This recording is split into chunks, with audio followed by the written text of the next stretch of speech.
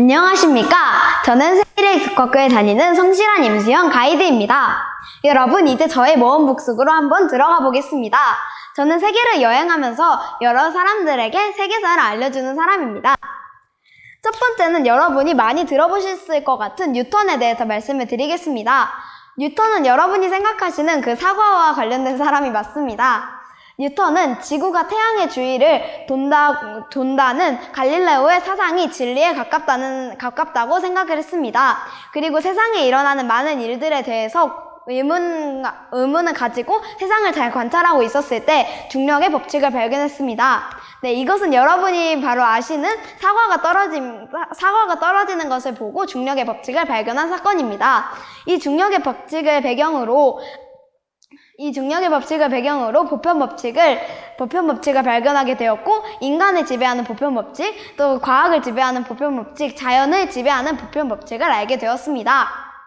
그래서 이 보편법칙은 많은 사람들에게 영향을 끼쳤습니다. 그리고 미국에서 뉴턴이 이렇게 보편법칙을 발견했다면 영국에서는 존 로크라는 사람이 보편법칙을 발견했습니다. 그도 뉴턴과 똑같이 갈릴레오의 사상이 진리에 더 가깝다고 생각을 하고 연구하고 보편법칙을 발견한 사람이었습니다. 그는 모든 인간이 평등하다고 주장을 하면서 보편법칙을 주장했습니다. 이 모든 보편법칙들을 한마디로 우리는 계몽사상이라고 부릅니다. 이 계몽사상은 정말 많은 사람들에게 영향을 끼쳤습니다. 그래서 이 다음을 보면요, 여기에는 밭이 있는데요, 이 밭에도 무료 계몽사상이 영향을 끼치게 됩니다.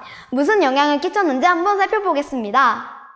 이때 농업혁명이 일어났는데요, 이때 윤작법을 사용할 수 있게 되었습니다.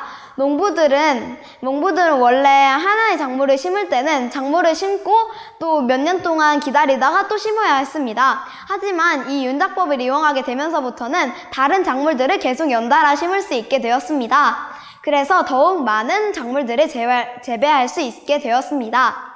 그리고 공유지 사유화 법령이 내려지면서 개인의 땅을 가지게 되었습니다. 원래는 이렇게 밭이 있으면 이거는 모든 마을 공동의 소유였지만 이제는 한 개인의 소유가 되었습니다. 그리고 목장도 또한 개인의 소유가 되었습니다. 그리고 튼튼한 소나 양을 잘 골라서 교배를 시켜서 더욱 튼튼하고 건강한 새끼를 낳을 수 있는 방법도 알아냈습니다. 그리고 제스로 툴이 발명한 씨 뿌리는 기계로 더욱 씨를 잘 뿌리게 되었습니다. 네, 뉴턴과 로크가 발견한 자연의 보편법칙을 통해서 이렇게 농업혁명이 일어나게 된 것입니다. 네, 다음으로는 러시아로 한번 넘어가 보겠습니다. 여기는 항구인데요, 이곳은 아조프 항구라는 곳입니다. 네, 러시아의 표트르 대제는 다들 아시나요? 표트르 대제의 이름을 많이 들어보셨을 것 같은데요, 표트르는 러시아가 항상 서양화 되기를 원했습니다. 그래서 서양과 함께 교류를 하는 러시아를 만들기를 원했습니다. 그런데 한 가지 문제가 있었던 것이 러시아에는 서양으로 갈 만한 항구가 없었습니다.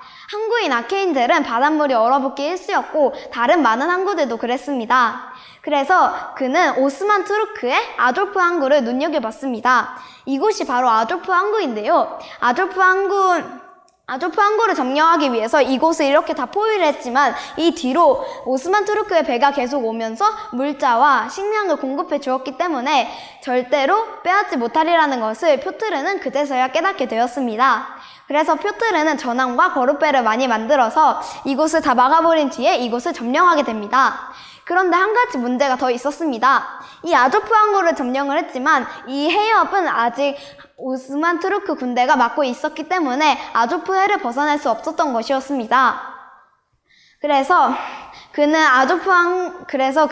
당장 그 해협에 있는 오스만 투르크 군사들과는 싸우기가 너무 벅찼기 때문에 유럽의 다른 나라들에게 도움을 청하러 유럽 방문길에 나섰습니다. 네, 표트르가 유럽 방문길에 나섰다고 방금 말씀을 드렸는데요, 표트르는 유럽에 다녀왔지만 유럽의 어느 나라도 표트르를 도와주려 하지 않았습니다. 그래서 표트르는 아조프 항은 포기하고 다른 스웨덴의 발트해를 빼앗기 위해서 노력을 했습니다. 그는 노르웨이와 덴마크를 끌어들여서 스웨덴과 발트해를 빼앗았습니다.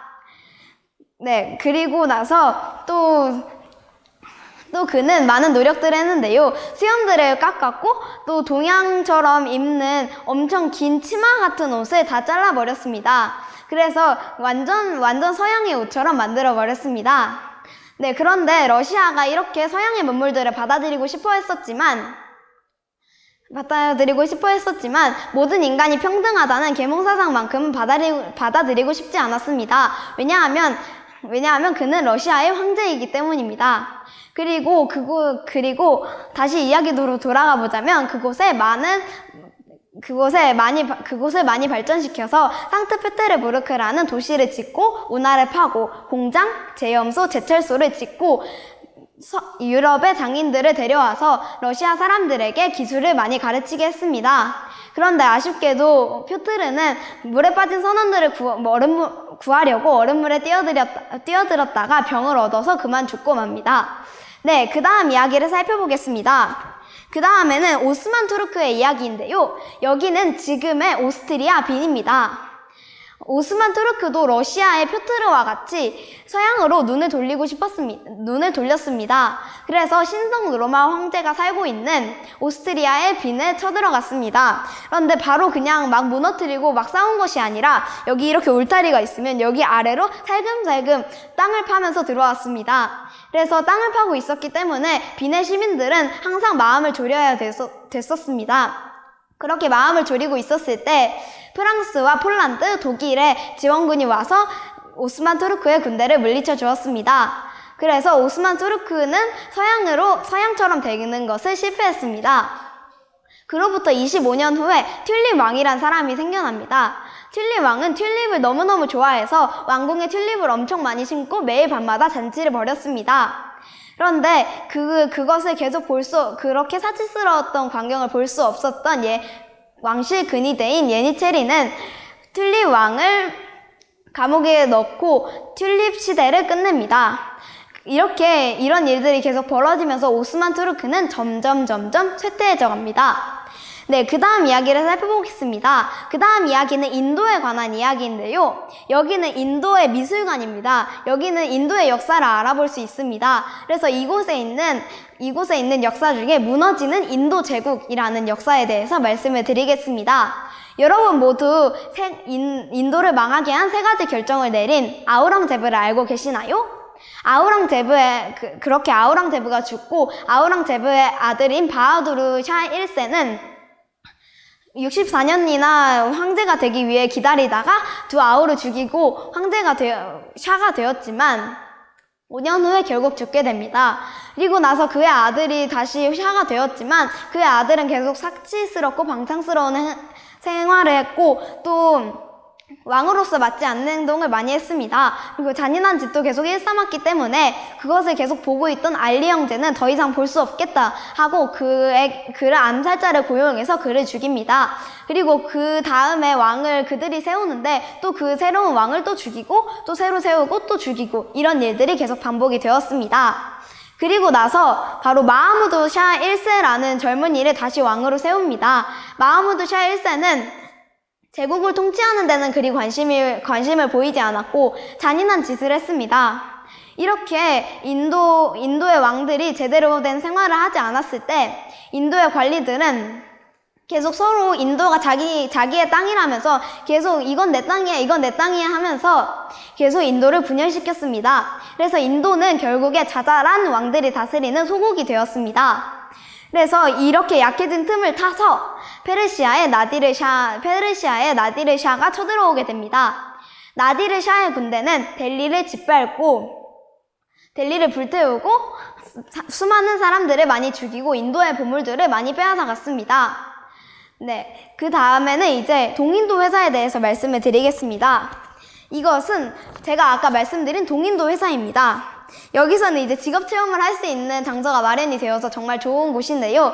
이 회사는 영국의 회사인데 굉장히 큰 회사였었습니다. 네. 영국인들이 캘커타에 도시를 세우고 그랬다는 것은 아우랑제브 이야기를 통해서 잘 아실 것입니다. 그때 그때 영국 사람들은 이제 동인도 회사를 세웁니다. 그리고 인도가 점점 무너져 내려가는 것을 보고 나서 아 이때다 하고 나서 이제 우리가 인도를 차지할 수 있겠다 하고 그렇게 생각을 했습니다. 그러나 인도가 다른 사람의 페르시아의 공격을 받고 무너져 내려가는 것을 보면서 우리도 좀 조심해야겠다라는 생각이 들어서 벵골주의 요새를 세웁니다. 그런데 벵골주의 나와브, 즉 통치자인 시라지는 그 요새를 계속 눈여겨보고 있었습니다. 그래서 그 요새가 다 세워지고 나서 그 요새를 정복합니다. 그래서 거기에 있던 수많은 영국인들은 다 블랙홀이라는 감옥에 넣는데요. 여기 감옥에 넣는 것까지는 아직 문제가 되지 않았지만 이 감옥에서 살아남은 사람들이 영국으로 가서 그 이야기를 다 전해주었기 때문에 그 이야기를 들은 동인도 회사는 정말 격분했습니다. 그래서 동인도 회사는 군대를 만들고 그래서 시라즈의 군대와 싸웠습니다. 그런데 싸우기 전에 한 가지 일이 있었습니다. 영국인 사령관은 벵골주, 즉 시라즈의 군대의 사령관인 미르 자파르라는 사령관에게 한 가지 약속을 합니다. 너가 만약에 우리의 군사들에게 명령을 내리지 않고 우리와 싸우지 않고 우리가 이긴다면 너에게 이곳을 통치하게 해주겠다라고 약속을 합니다. 그래서 그 미르 자파르는 아무런 명령도 내리지 않았고 그래서 군사들은 뿔뿔이 흩어졌습니다. 그래서 결국 이 싸움은 동인도 회사가 이겼습니다. 그리고 동인도 회사가 이렇게 이기고 나서 그래서 진짜 자파르가 왕위에 올랐는데요. 그런데 하지만 영국인들이 시키는 대로 할 수밖에 없었습니다. 그렇게 위대한 인도 제국은 사라지고 말았습니다. 여러분, 지금까지 이제 제가 전해드린 이야기는 끝이 났는데요. 이때 만약에 기쁨이 있었다면 어떻게 되었을까요? 이번 여행을 통해서 잘 생각해 보시길 바랍니다. 감사합니다.